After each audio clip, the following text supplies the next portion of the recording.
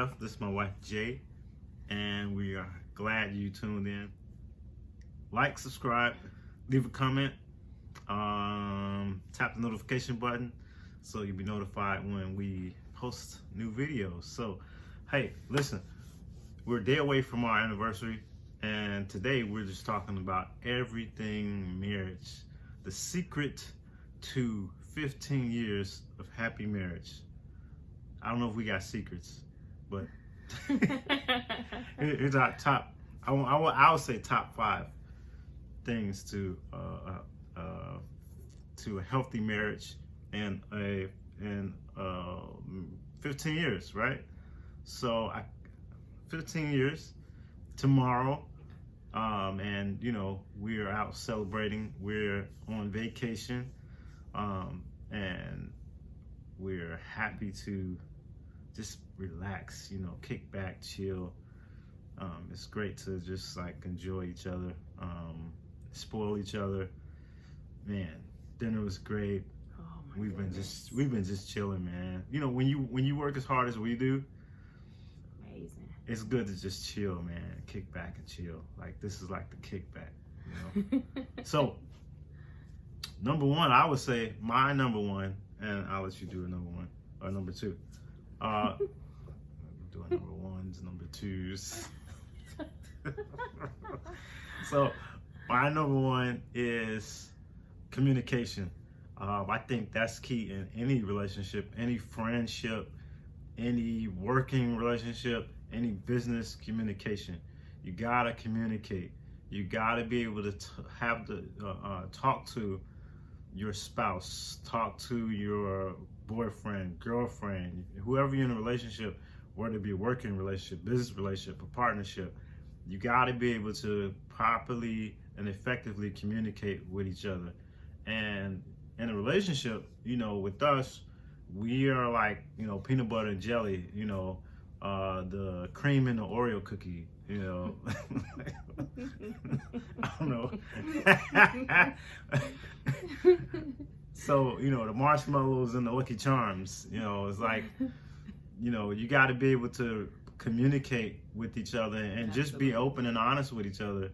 And, you know, we've developed a very good friendship, not just like when we got married, you know, through our dating, but even as we've matured.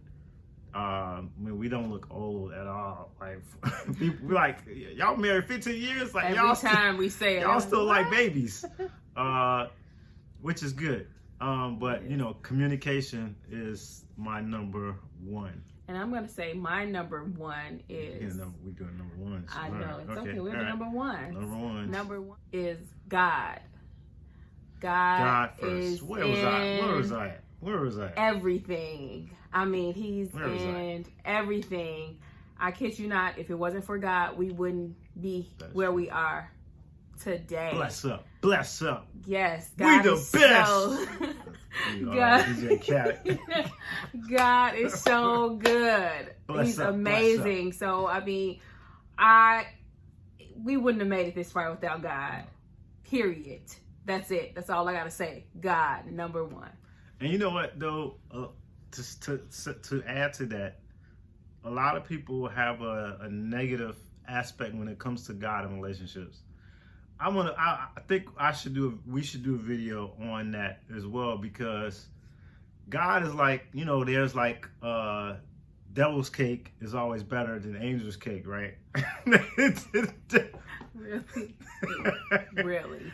Like, for real, the devil's cake, devil's cake is usually got better icing. It's like chocolatey. Then the angel cake be like a sponge or something. Like, okay, what's up with this? Like, God doesn't, you know, God just, he's not like, I don't know, you know, and they when it comes to, people say he looks devilishly handsome. Like, okay, that's like, what about like godly handsome or something? I don't know. It's like, you know, God, the devil, you know, he gives all the men the best weenies, and God just really, and God just like, you know, he makes all the other body parts, goodness. and you know, if you see the statue of Michelangelo touching the finger of God. You know, he's like got a little weenie. So it's like, come on. We got to start giving God more credit. God is the author and creator of everything that's good. Anything you possibly want and desire that's good. God does it all. So devil cake and all that type of foolishness, throw it out the window. All right. Number two. Number two. I would say my number two. He said number one was communication. I would say my number two is communication. We are the best of friends. I'm glad we can talk about anything. Mm-hmm. I can call and be like, I'm having a bad day. You did this today and I didn't like it. I don't hold it in, because when you hold it in, it just it builds up. You don't want it to build up. You want it to, you want to talk about everything, anything. If you feel comfortable with your spouse, talk to them. Don't hold it in. Don't, things build up. And I know that's how I used to be. I used to hold everything in, like with my family or my, my mom, my dad, hold everything in. So I thought, oh, maybe I don't have to tell you, or, we're open about pretty much everything. Now, if I go to the gym and a guy try to talk to me, I don't be like, oh, babe, today, well, unless that guy did something funny, of course I'm going to go tell him. But sometimes, it's certain stuff, you're like, okay, don't worry about it. Because some men can't handle their spouse telling them another man approached them. He can, of course. He's fine. He's all mine. So, of course, I'm not going, so communication is key. Like, talk about anything, be open. And I said effective communication, like there's certain thing, it's called micromanaging and then macromanaging. Like, I don't have to micromanage her life, and she doesn't have to micromanage mine. So one thing about effective communication, especially when, two people are working together toward a goal, which is a happy life, happy finances, happy sexual life, happy parenting. You don't have to micromanage everything, and nobody likes to. Even if you work for somebody who micromanaged everything, like, it'll just drive you crazy. So you want somebody that, of course, you communicate effectively, but you are able to give that person a level of trust, and okay, whatever we talk about, whether it be good, bad, in between, I trust you with your decision making. And as long as we're communicating those decisions with each other, then we'll live with the consequences together. And if the wheels fall off, hey, we'll fix them together. Mm-hmm. That's effectively communicating with each other. So let's do number three. I guess I'll do number three. My number three is date nights. I think, so important. We've kind of fallen off, especially with our work schedules, and then, with the baby. I gotta cut them off there. I wouldn't say we've fallen off.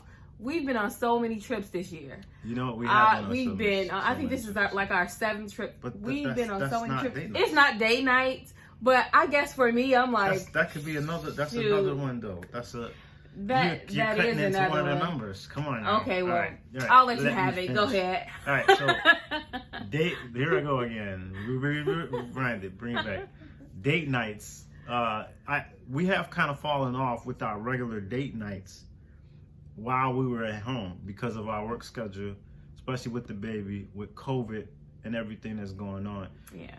And I know, you guys out there that have kids that maybe you could be in a relationship and, you're dating, you're trying to find somebody to watch your kid. It could be hard right now because you don't know who to trust. You don't know if that person's going to get your kid sick. You know who that person's been around. Even deciding to go somewhere, you don't know if that restaurant follow COVID protocols or, if somebody's gotten sick.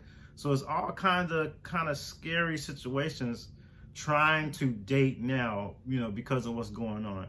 And sometimes, you rather kind of stay at home and date, have a house date rather than even going out, because of the risk of catching COVID. And, the risk is real, so not just that, our work schedule with the baby and everything, we've kind of fallen off with our date nights going out. But for the most part, when we are in, and I'm off, she's off, we pretty much do spend most of our time just kicking it, chilling, watching TV, you know, and we kind of, I wouldn't say those make up for going out dates, but we have so much fun when we're together. It kind of make up. So you got to kind of find the balance, especially now that COVID. And then if you're from Chicago, you know, Chicago is in a shutdown. Most other states are going to shut down soon. So you got to kind of find that balance and find something that works for you while COVID is going on. Don't you speak that over those other states. Well, I mean, it might not have other states. I'm not speaking it. But, you know, if push comes to shove and there's a shutdown like it was before, yeah, that was hard. You have to try to find the balance, you know, of home life with being able to enjoy yourself. But we did not have an issue with babysitting. That's one thing I can say. I guess we just really didn't want him going anywhere, or, you know, because most people don't want their kids going, right, you know, anywhere. They really don't want their kids going anywhere, especially with schools backing off of doing actual school, right. You know. But what's good with us is my family comes to us. If we want to go somewhere, my family comes to us, you know, and it's all, they have been such a blessing. I could go on and on. They've been such a blessing when it came to, you know, having our new baby. He's not new, but compared to we have our 1-year-old, they're 13 years apart, so it's a big gap. So it's been a while, you know, but they've been so supportive in that area. But because of COVID, it's been a lot, you know, going on, work schedules, you know, having businesses and trying to, you know, juggle everything. Normally we go on dates weekly, but, you know, we slipped up. But when everything comes back together, we get everything together, we'll be back on those date nights and everything. Yep, so that was number 3. That was number 3, date nights. Number 4. Number 4, I would say, is making love. I would say sex is so important. To me, it's very important. Not throwing up gang signs. To me, it's very important to be intimate, to make love to my husband. It's so important to make sure my needs are met, his needs are met. If his needs are not met, then, you know, hey, things happen. If my needs are not met, hey, it's not always the man, it's women as well, you know. So we want to make sure each one of our needs are being met. It's so important. I love, you know, my husband. So I want to make sure he knows that I love him. And, you know, that's one of the ways I show it, you know, or gifts, but he could care less about gifts more than anything, you know. Me, I like flowers. Give me a flower. Give me, like, when we first started dating and first got married, I would get flowers, shoot, almost every day.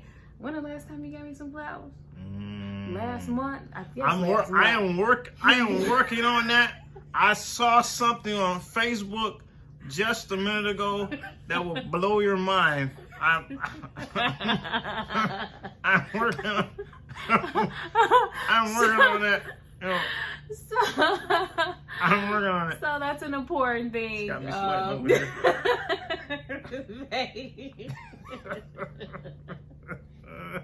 But it's so important in marriage. Sex in marriage. I'll say, listen to what I said. Sex in marriage. Sex outside of marriage can mess up a lot of things. But sex in marriage, there's security in sex in marriage. There's sex in marriage can also, like, I don't want to say you don't want it to mask problems, because you can't. Sometimes you can throw sex on top of problems. You're on top of each other and you got problems underneath. And, you know, but sex is in marriage, it's a must. And, you know, we try as much as we can to get it in as often as we can, while we can. You know, is when you turn, I don't know, when we turn about, you know, we would talk to some older people down here, you know, and but every couple is different. We might not be like them, you know. You never know. You gotta try to do it as much as you can while you can, because, you know, and not that I'm saying, you know, when you're in your 70s or 60s, you're not, you know, able to, right? Because we don't know, you know, we're still young. But you know, try to get in as much and as often as possible as you can. And I mean, you know, looking to please each other. That's what it's for. Sex isn't one-sided. Looking to please each other. And when you've grown out of that immature stage of it's all about me, as long as I get mine, then you'll really look forward to pleasing your spouse. And that's what it's about. Okay, number. What's your number 5? 5. Number 5. You did 5? Well, that 4 was 4. That was 4. 5, I would say, is compliments. Absolutely. That's a good one. 5, I would say, is compliments. That's a good one. And, okay. So, as men, I'll say this. As men, we can often get very absent-minded with work, business, the kids. Women sometimes get absent-minded with the kids, with school, parenting. But I think as men, we get more kind of absent-minded with work and business and stuff like that, especially when you have a new business and, you have a lot going on, especially when your business is a trucking business and the truck breaks down on you more often than it's running sometimes.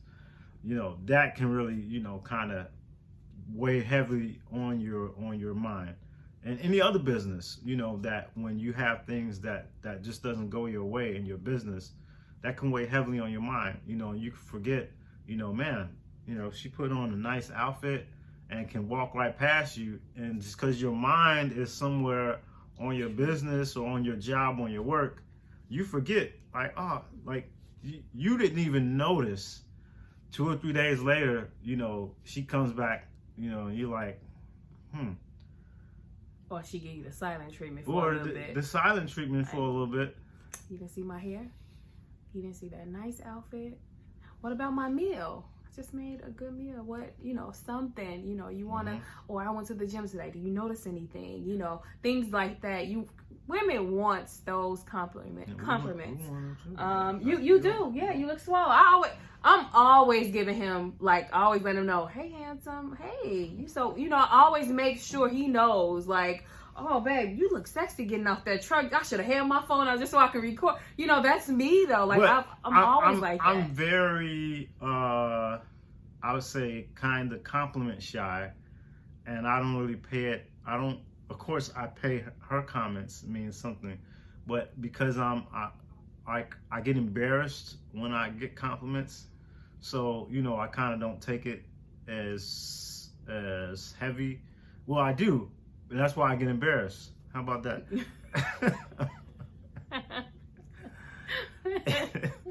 But when my wife, she always looks good and everything. Whatever, she don't have to put on anything. But at the same time, when you do make an effort to dress, and when we go out and such. Now I have to say, she started cooking, about 3 or 4 months ago, because work has gotten really, really heavy, and I haven't been able to cook as much as I used to be the cook, and now she's killing it in the kitchen. So she killing it. She's killing it. And so I give her props when she cooks dinner. I'm like, babe. And my daughter's like, mommy, now you're beating daddy cooking. I'm like, okay, all right. But I have to give her a compliment. She stepped her game up in the kitchen, so I'm happy. I couldn't be more happy about that.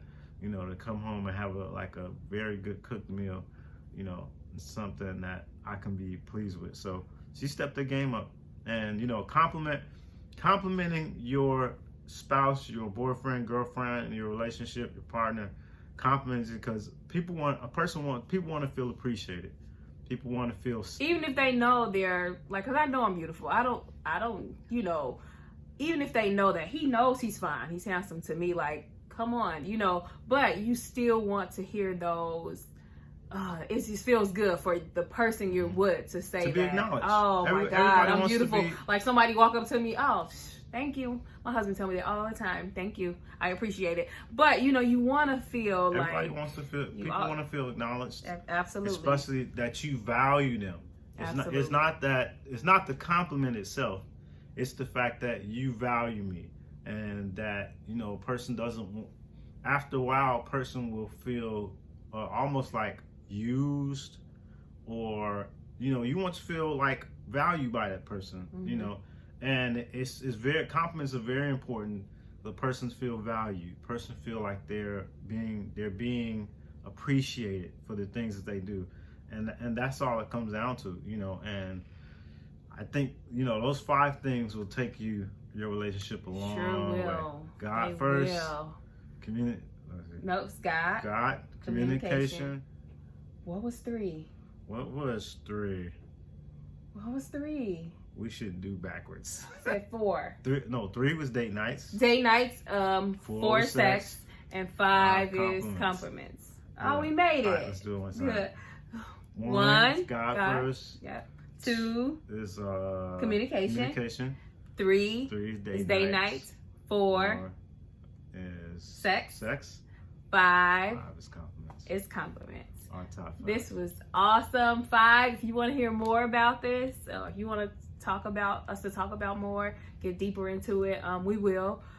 Thank you all for liking, for commenting, for subscribing. Continue to like, share, subscribe. I know I wanted to get to 1,500, but I was just joking, you know. But get us there. I mean, 1,500. We started back again November 1st, so it's kind of we should have started maybe back then and then 1,500, because we could have made it to 1,500 if we would have started in October, to 1,500 subscribers by tomorrow. But it's okay, we'll get there. We're, you know, it's just, you know, we want to reach people. We love people. We love to be a blessing. We're, you know, we love to help people. We love to encourage. We love you all. Thank you. Whatever you want to hear about, say it in the comments, and we'll get to it. Yep. God bless. Peace.